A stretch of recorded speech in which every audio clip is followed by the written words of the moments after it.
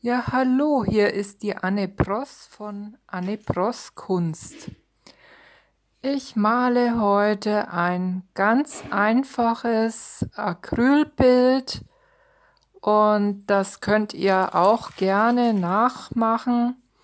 Dazu habe ich mir Plastikschablonen mit Ornamentmustern über ein Aquarellpapier gelegt. In einer kleinen Flasche habe ich mir eine orangene Acrylfarbe mit viel Wasser angemischt, sodass die ganz dünn ist und ich sie mit dieser kleinen Sprühflasche eben benutzen kann. Wie ihr seht, sie ist ganz fein und lässt sich auch gut aufsprühen. Achtet bitte darauf, dass ihr die Schablonen möglichst eng aneinander legt und dann sprüht ihr mehrmals über das Blatt drüber, dass die Farbe auch intensiv genug ist und in das Aquarellpapier hineinzieht und dann auch dieses Muster hinterlässt. Ihr müsst es ganz vorsichtig dann abnehmen, immer Stück für Stück von dem Papier langsam abziehen, dass da nichts verwischt. Und dann nehmt ihr einen Föhn und es wird trocken geföhnt.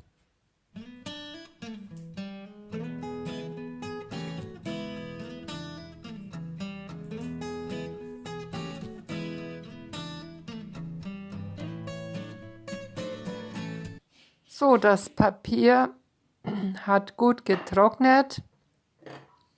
Ich habe mir jetzt eine dunkelblaue Acrylfarbe genommen und einen ganz großen Pinsel mit ganz viel Wasser vermische ich diese Acrylfarbe, also wirklich ganz stark verdünnen. Und wenn ihr dann über das Papier streicht, dann wirkt das wie so eine Lasur, die also noch sehr gut durchlässig ist und ganz zarte Ornamente dann wieder hervortreten lässt. Das muss eine sehr dünne Schicht werden. Deshalb nehme ich mir dann auch noch mehr Wasser dazu, weil der erste Pinselstrich war zu farbintensiv. Das muss ich dann noch etwas stärker verdünnen. Und jetzt will ich so eine Art Farbverlauf mit hineinbringen, dass die eine Seite also nur minimal von dieser blauen Farbe ganz zart überdeckt wird und die andere Hälfte des Blattes ist dann etwas stärker getönt. Insgesamt soll es einen Farbverlauf zwischen diesen breiten Seiten des Blattes geben.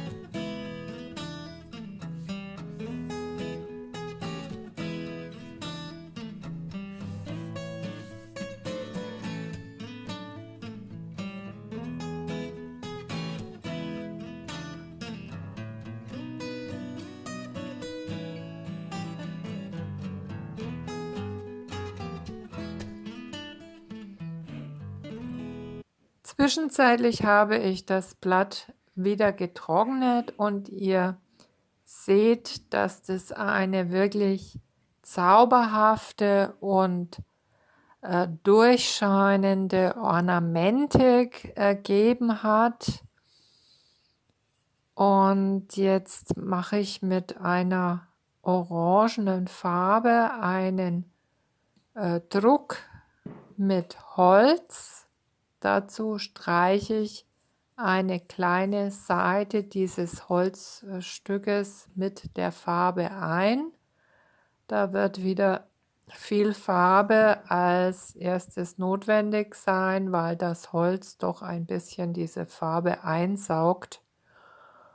Und dann muss man als erste Schicht, wenn das benutzt wird zum ersten Mal, etwas mehr Farbe aufgeben. Wenn dann später weitere Drucke folgen mit dem gleichen Holzstück, ist es einfacher und man braucht nicht so viel Farbe.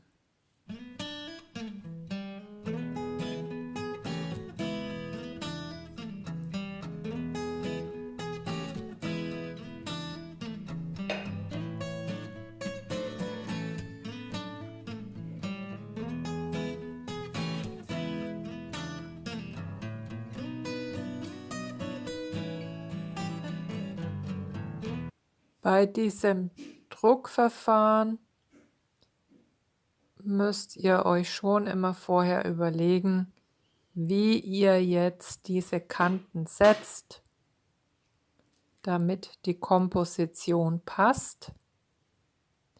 Das ist jetzt etwas zu schwach geworden, dieser erste Druck. Das muss ich dann noch einmal korrigieren. Aber ich finde es äußerst interessant, diese zwei Druckverfahren übereinander zu legen und eben diese zarte Ornamentik als Untergrund zu haben und darauf wird jetzt dieser aussagekräftige Holzdruck gesetzt. Das ist eine interessante Komposition, wie ich finde.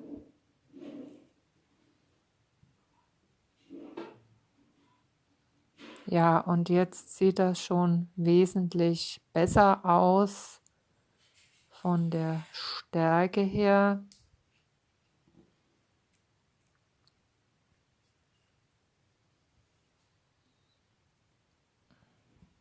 Die nächsten Durchgänge, da muss ich jetzt dann nicht mehr ganz so viel Farbe auftragen. Und das wird dann schon eine ziemlich satte Farbe geben.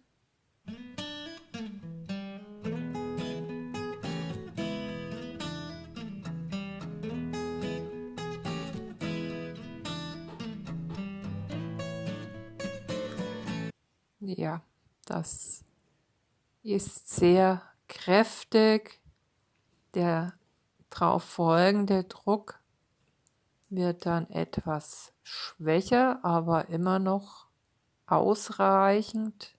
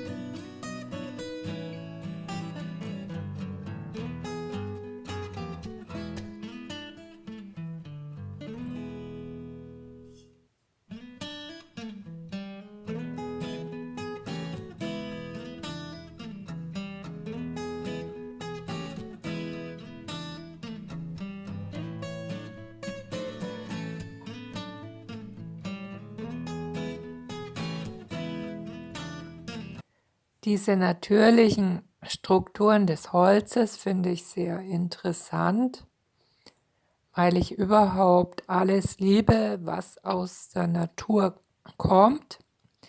Was die Natur zu bieten hat, das ist sowieso das Sensationellste überhaupt. Und es dann für die Kunst einzusetzen, das ist schon hervorragend und ja, das hat eine besondere Wirkung immer auf mich.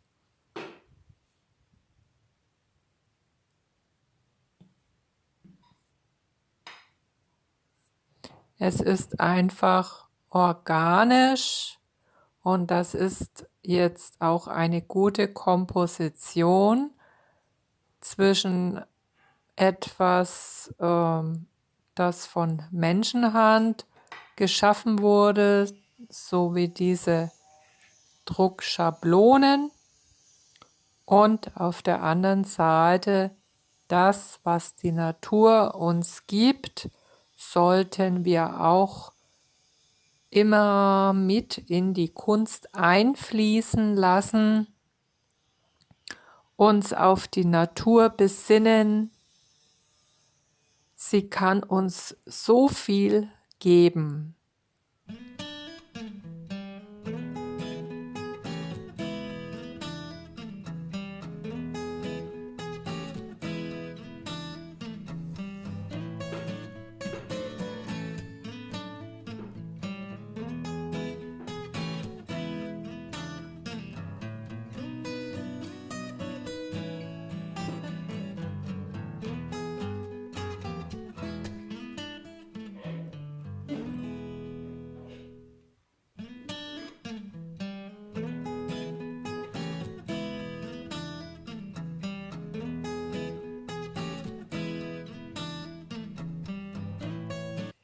Ich habe noch etwas von dieser Lasur auf dem Teller und werde nun einen Teil des Bildes noch etwas dunkler machen, indem ich einfach mit einer zweiten Schicht von dem Blau da drüber gehe. Und anschließend werde ich das an den Übergängen so gestalten und verblenden, dass es nahtlos übergeht zu dem helleren Teil des Untergrunds. Denn ich habe euch ja gesagt, das möchte ich fließend haben.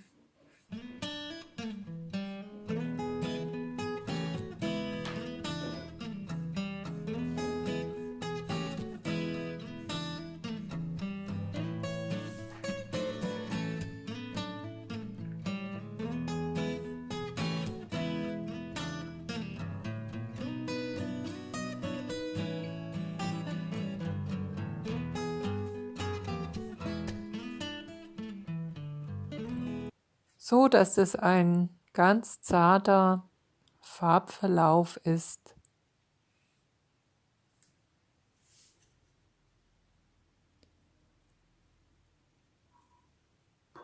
Ich danke euch ganz herzlich fürs Zuschauen. Eure Anne Bross. Ciao.